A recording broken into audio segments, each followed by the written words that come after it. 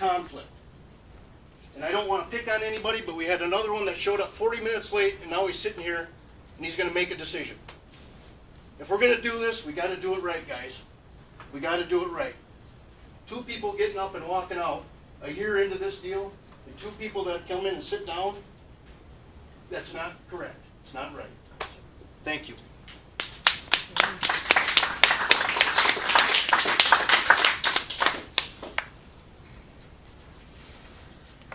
Proper protocol is to keep your clapping and cheers and hoo-has and that boys to yourself until the end of the public hearing. Next name on the list is Amber Christensen. Oh, me.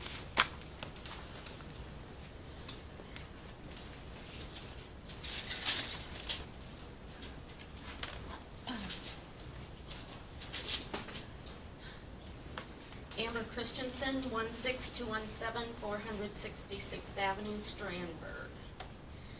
Section 243A of the Grant County Ordinance says anything permitted as conditional uses are generally compatible with other property.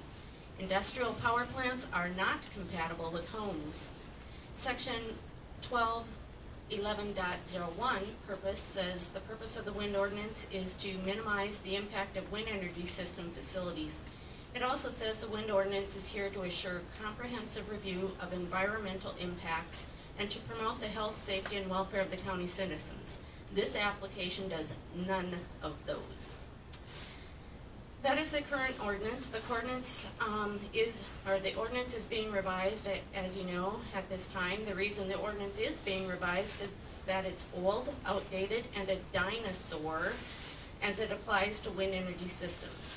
New studies are coming out almost daily showing the harm of wind turbine energy systems being placed too close to residences and animals. Damages to hearts, sleep, hearing, eyesight, stillbirths, annoyance, which is an adverse health effect. So many new studies proving harm that to allow this permit is criminal. NextEra at the Cottington County Board of Adjustment requesting their permit said they waited patiently. Tyler said that this evening too, while the board revised their ordinance. Let's do that here. Why not? Why not in Grant County? Grant County, you need to protect your citizens. Grant County residents are not 3/5 of a person. As for the application, these sound numbers don't reflect the cumulative effect of turbines. One turbine might cause 40 dBA harm, but add 68 from Dual Crown Ridge, 164 in Cottington, 74 Dakota Range, 50 to 100 Cattle Ridge. How many in Dakota Range 3? This county and surrounding area will be nothing but a whooshing, flickering, blinking mess.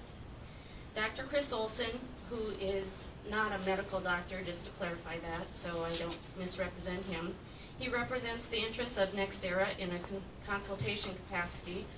I'm just going to say this briefly since I'm running out of time. He recommended 40 dBA in the evening.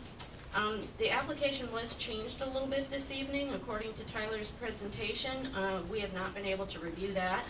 There's been no changes by their experts. Their sound, their flicker reports, nothing has been changed. So I just want to complain about the 3 minutes that you allow us. It doesn't permit any kind of presentation of real substance. There's so much to know. We have so much information. I want you to deny this permit and take time to redesign the ordinance to protect Grant County from senseless harm before going any further with any project. Since I have a couple seconds, I'd like to know exactly how the applicant, okay, I want to know about how they built the base. So ask that question. How they build the base, exactly how the base is constructed. Well, that's Yeah, thank you. you already have that, but I don't want to read that.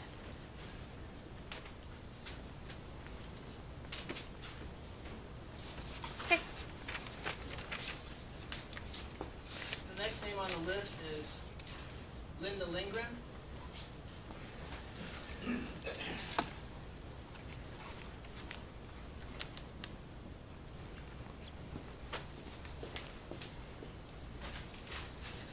Linda Lindgren, 16050 464th Avenue, South Shore, South Dakota.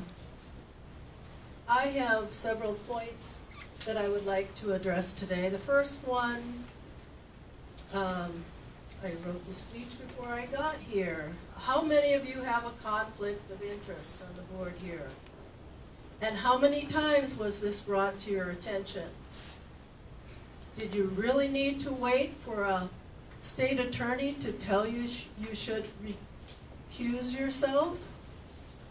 And as Kevin Owen brought up, it's been a year you've been on here, and now 2 members come in late, and 2 are just starting today, and they're going to vote on this. Second of all, my husband and I were invited to a meeting put on by NextEra at the Speedway restaurant in town. They wanted to address the misinformation being spread by a small group of people. I would call us concerned citizens who are very informed. We are basing our objections to wind company contracts based on scientific facts, not money. There are hundreds of organizations in the US, Europe, and around the world fighting wind turbines. Virtually everywhere there is a wind project in existence or being planned, there is at least one grassroots organization fighting big wind. We are basing our objections to wind company project based on scientific facts. More and more information is coming out about the negative effects of infrasound, audible noise, shadow flicker, ice throw, dirty electricity, etc.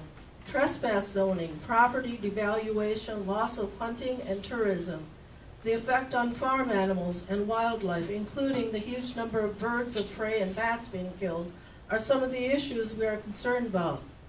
Veterans with PTSD and individuals with pre-existing health issues are even more affected by the health effects of wind energy. Let us honor our veterans by giving them and others a safe place to live and protecting the rights of our citizens that they fought so hard to preserve. Also, Luke Mueller and Todd Kays were hired to direct some of the meetings in our area. They should be directing the board to first protect the health and safety of our residents.